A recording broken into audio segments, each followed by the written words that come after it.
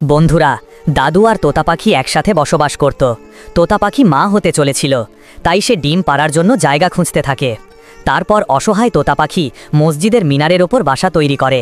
সেখানে ডিম পেড়ে থাকতে শুরু করে। কয়েকদিন পর ডিম থেকে বাচ্চাগুলো বের হয়, কিন্তু তারা মা তোতা পাখির কাছে পানি খেতে চায়। মা তোতা পাখি পানি আনতে বেরিয়ে পড়ে। ঠিক তখনই এক শিকারী মা তোতা পাখির ওপর গুলি করে। মা তোতা পাখি মাটিতে লুটিয়ে পড়ে। দেরি হওয়ায় বাচ্চাগুলো মা তোতা পাখিকে খুঁজতে বেরিয়ে পড়ে।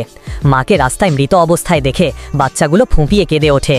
অসহায় বাচ্চাদের জন্য লাইক আর সাবস্ক্রাইব করতে ভুলো না।